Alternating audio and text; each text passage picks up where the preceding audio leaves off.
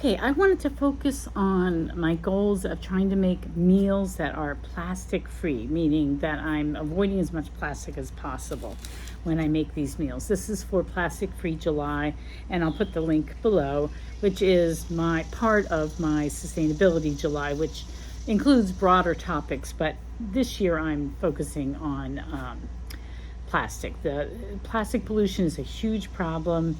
I don't think we in the first world appreciate it enough. But yeah, so anyway, so what I want to do is figure out how to make some meals that are plastic free. So I've come up with two. So the first one is a breakfast. This is at that refill store that we have. Here's the name of it. I got some gluten-free organic oats. Can you see? That's what's remaining. And they just give you a paper bag, or you can bring your own container and just fill it up. So I just have some of that, but I also got some from the local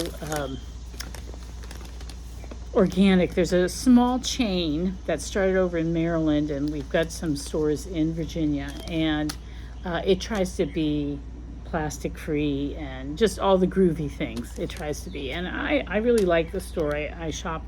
That's become my regular weekly shopping, except there are other things I have to get at a couple other stores. But anyway, so I did get their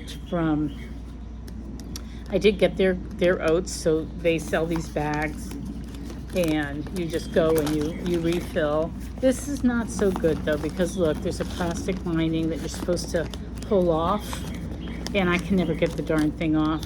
So this to me is not as good as just going to the refill store. And the best of all would be me remembering to bring a jar with me or some kind of container and reuse that instead of using their paper bags. But anyway, that's, relatively plastic free. This is not, but this is. So I can, I forgot to bring the maple syrup. I get my maple syrup from, that's what I like to sweeten my granola with. And I get it from a local farm, and it comes in a big glass gallon container. No, is it a gallon or probably half gallon? I don't even know. I should go get it. Hold on a second.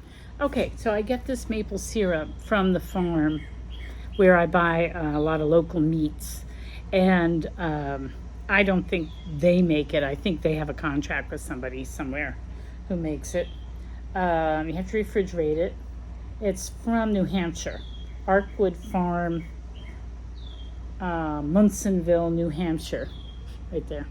But anyway, it does have a plastic cap, but it's glass. Now, in my county, just as of a couple of years ago, they started to recycle glass, which is amazing. Because glass technically, or theoretically, is 100% recyclable, but it was full of problems because the shards. First of all, we had that single stream recycling, which was stupid because you need to separate out your recycling. If you put everything together in your recycling, it contaminates the other things, and then it never was actually recycled. So for years in my county, the trash companies were telling us that they were recycling things, and people would carefully, pull out their recycling and stick it in the little open bin, and they weren't. They were actually just throwing it away. So after that lie was exposed, after years, I'll say maybe almost a couple of decades, it's gotten better. But now they do have glass recycling. It doesn't go through the garbage companies. It's through the county, and you have to take your glass recycling to these purple bins that they have stationed around the county. And so anyway, so this is relatively plastic free, still have a plastic cap, but I sweeten the granola with the maple syrup. And then I have, to make the granola more interesting, I have these are dried cherries from my sour cherry bush. Smells good. And so I'm gonna put that in to sweeten up give it some texture, the granola. And then unfortunately I do not have a plastic free container of walnuts. I think I could go to that Trace store and get some, and maybe I can get it at Mom's. But so that's the one thing. I thought that I had gotten some bulk, loose walnuts, but no, this is the only thing that I found in my pantry. So not 100% plastic free, but could be. I could get this bulk somewhere and then just store it, because nuts last a while, and then use it in whenever I make my granola. So once I finish this up, that's what I'm going to try to do. All right, so that's granola. Now, what I like with my granola is I usually have frozen blueberries, but of course they're frozen in a plastic bag. I buy those big things. I forget the name of the brand. So I can't do that, but I could do like bananas or slice up some apples that I don't buy in plastic to put on top of the granola. And for the milk, I could, there's some, again, it's not entirely plastic free, but I can get milk in glass jars. Hold on again, I'm gonna go get it out of the fridge. Okay, so this is my milk. This is from South Mountain Creamery. I don't know where it's, let's see, it's from Maryland. Yeah, it's in Maryland, so that's the state next to me. And there's another company that does this too. So it's these glass jars. You still have the plastic top, but you can return them. You have to pay a $2 deposit when you buy the milk, which might seem really expensive, but you get it back when you return the glass jar, so, or whatever you call this thing.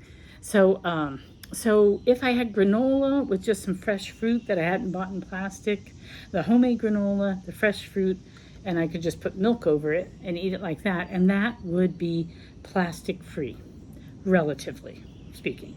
So I'm going to count that as a plastic free breakfast. So I'm going to try and eat that. I'm going to make the granola this morning, I think, and then I'm going to eat that sometime this week.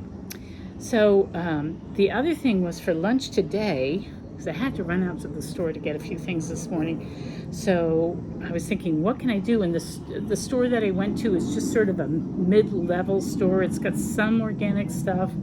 It's kind of a local chain. I think it's the East Coast. It's the Giant. It's the one that my mother used to shop at. But it really, I mean, it's mostly plastic. It's very hard to find things that aren't plastic. But if you go into the bakery section, they have like kind of the old-fashioned bakery counter. Most things are just out and already wrapped in plastic, but they do have somebody behind the counter who like decorate the birthday cake or whatever. So it tries to look like an old-fashioned bakery. The one bread that they had that wasn't wrapped in plastic was this French bread. See? It broke. Anyway, can you see in there? There it is, it's in there. So that was the only bread that wasn't wrapped in plastic. Of course, it's got this plastic right here. This label is plastic. Anyway, so I have this, and then I saw that in jars, glass jars, again, I can recycle in my county, sun-dried tomatoes and the bruschetta roasted peppers. So now this does not have a plastic seal on it, so it probably has some sort of something inside, but this has a little plastic seal on it, so there is that plastic. And I never know if I can recycle the lids, and that's a question I'm going to find the answer to this month of Sustainability July. What do you do with the metal lids? Like the plastic ones you just have to throw away, but what do you do with the metal lids? Do you have to throw them away? Because metal is so hard to mine and manufacture, and it's very, very polluting, and it's also highly recyclable. So any kind of metal we have, we should try to recycle. So I don't know if there's that, if I can, practically recycle it, or if there's even the capacity in my area, but I'm going to look into it this July. Anyway, so I thought I'll make bruschetta. So I don't want to put on the oven. Well, I'm going to put on the oven this morning actually for granola. I might wait because it's supposed to go up to 97 degrees, and right now it's about 10:30, I think, and it's already hot. So maybe I won't make the granola today. I don't want to put on the oven. But for this, I was just going to toast it, in a pan in some olive oil. Slice it up toast it like that, and then we can just put this on top and eat it like that. And then I also, at that other store, Mom's, I got this cheese. This cheese is so delicious. I only get it, I don't know, several times a year. I don't buy it a lot because it's expensive, but I think we'll have some cheese with some bruschetta for lunch today. So that's the lunch I'm going to make. So that's fairly plastic free. Of course, again, the label is plastic. And I don't know what's in this wax. It's Vintage Red Leicester, I don't remember how to say the Snowdonia Cheese Company, Red Storm. And I don't know what you do with this. Can you compost this wax, or do you just throw it away? I'm not sure, so I have to look into that as well. I feel like I used to know more about this, and I've forgotten. I feel like I've researched this before.